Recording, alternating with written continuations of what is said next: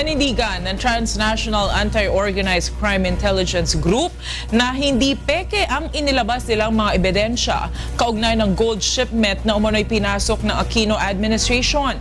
Samantala sa January 23 naman ay inaasahang maglalabas ng karagdagang dokumento ang mga complainant kaugnay ng gold shipment scandal. Ito ang balita ni Brian De Paz.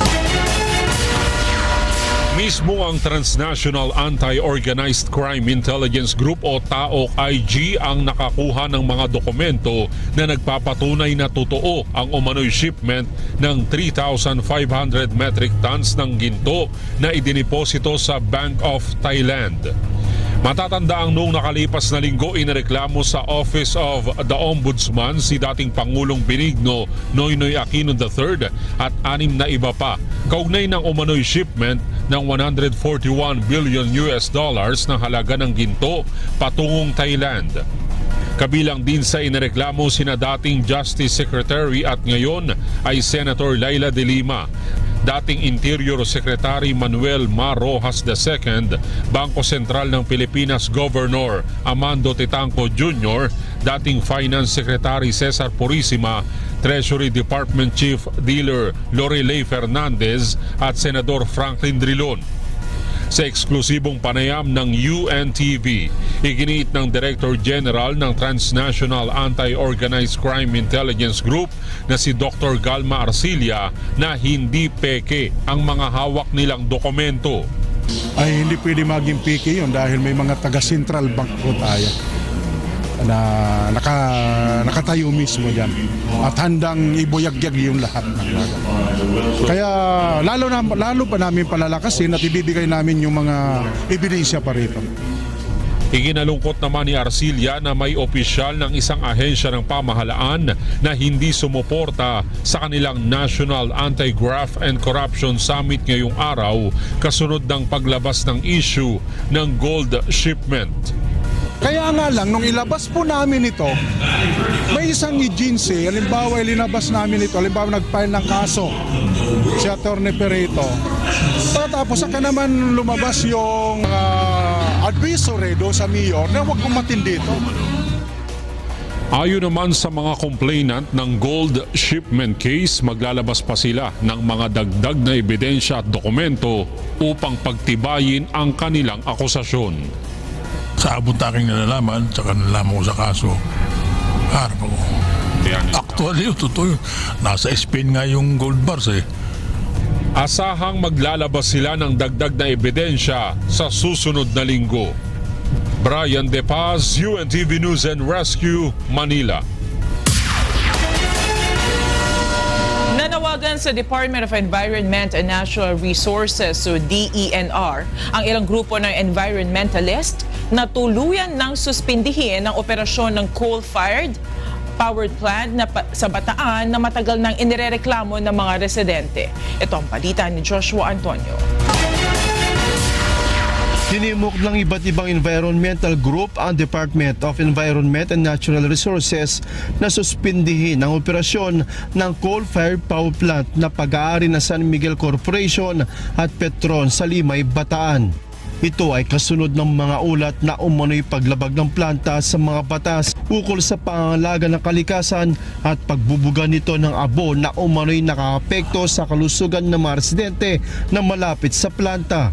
Naglabas na ang DENR ng Notice of Violation at Stoppage Order sa dumping site, ngunit ayon sa environmentalist, limitado lamang ito sa coal ash pond at hindi umano kabilang dito ang pagpapahinto sa operasyon.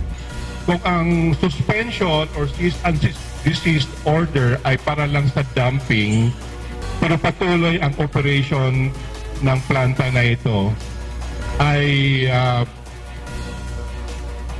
saan nila itadump ngayon ang 250 tons of coal ash? Nakakabahala ito dahil una, ang coal kahit pagbali-baliktarin mo man, isa siyang maruming klase ng enerhiya. Sinabi rin ng environmental groups na labag sa batas ang ginagawang pagbubuga ng abo ng planta. Unang-una na dyan, hindi nagbigay ng pahintulot ang local government unit ng Limay sila makimbak ng ang ginawa nila ay nagtambak pa rin ng coal ash despite nung kawalan ng pahintulot o permiso mula sa local government unit.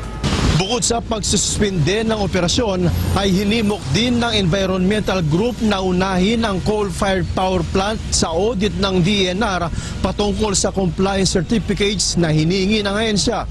Kinakailangan umanong imbestigahan ito kung mayroon mang mga paglabag na ginagawa ang mga ito. Joshua Antonio, UNTV News and Rescue, Quezon City. Hindi naman kontento ang mga environmental advocates sa pagtugon ni Department of Environment and Natural Resources o DENR Secretary Gina Lopez sa umano'y mga katiwalian sa kagawaran. Ito ang balita ni Ray Pelayo. Inireklamo ng United Filipino Consumers and Commuters sa Ombudsman si Department of Environment and Natural Resources Secretary Gina Lopez. Ito'y dahil sa hindi umano pag-aksyon sa mga katiwalian na nangyayari sa kagawaran. Tinukoy ng grupo ang umano'y maanumalyang pagbili sa mga air quality monitoring equipment noong 2003 na nagkakahalaga na ng bilyong piso ngayon kasama na ang maintenance. Naipresenta na umano nila ang issue sa kalihim noong pang August 2, 2016, subalit hanggang ngayon ay wala pa ring aksyon. Ang hindi niya pagkilos ay malinaw na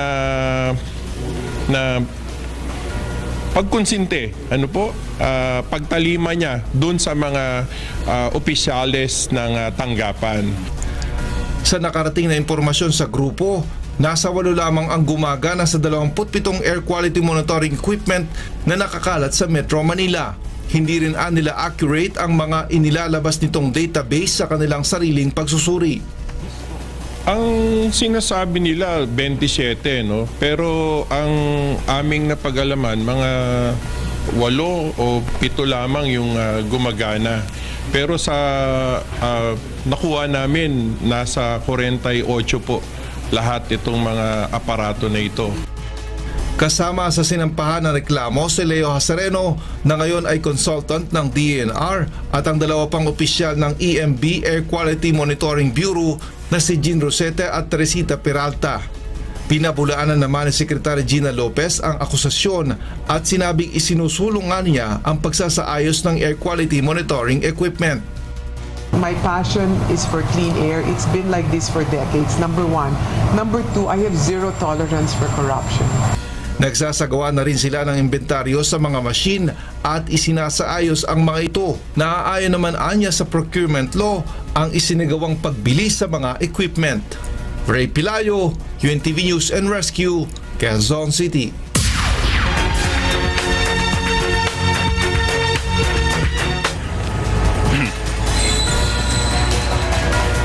Ani ang mga balita nga atong gitutukan gawas sa kauluhan.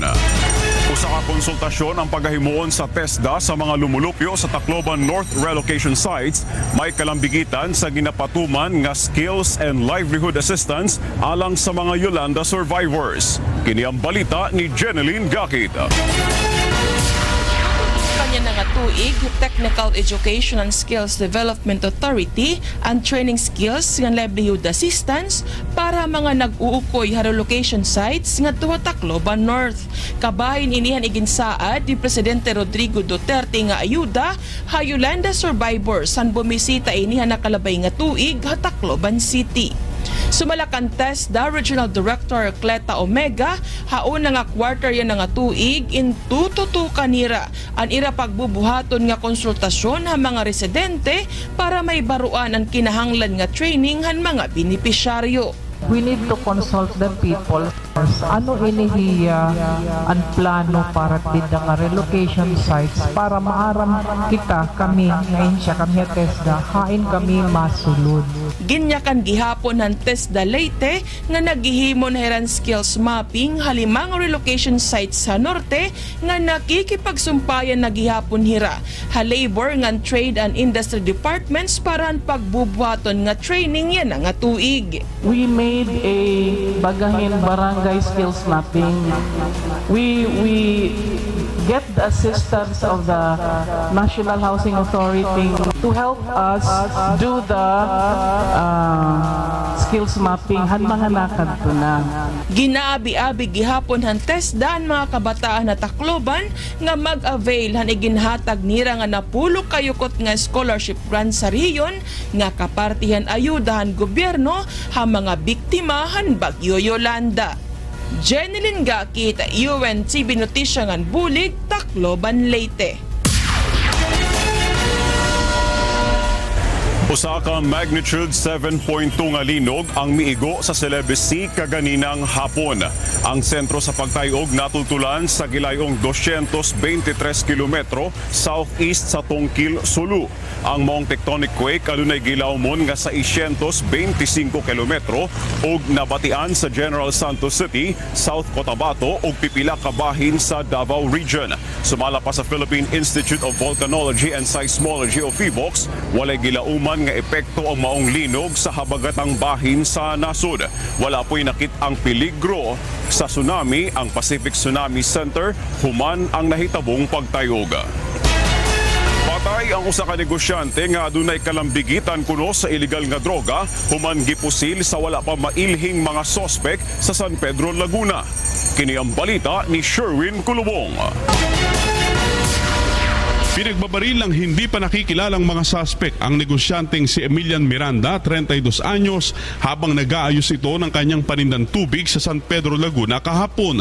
2 tama ng bala sa ulo ang tinamo ng biktima matapos paputukan ng mga nakamotorsiklong suspect gamit ang kalibre 40 na baril. Ayon sa San Pedro Police, kabilang si Miranda sa mga isinailalim sa Oplan Tukhang, ngunit hindi umano nito pinaunlakan ang kanilang imbitasyon na sumuko. Habang ito ay nagkakarga ng mga paninda niyang tubig doon sa kanilang service, ay pinagpamasa na para siya ng unidentified suspect natin. Ngayon, nung nakakuha ng tempo yung suspect, ay doon na siya pinutukan ng 2 beses. Nagsasagawa na ng follow-up operation ang pulisya sa insidente. Sherwin Kulubong, UNTV News and Rescue, Laguna. O gana ang kinatibukan sa atong mga balitang Promdi karong gabi. Gikan diriya sa Davao City, ako si Victor Cosare, balik diha sa kauluhan.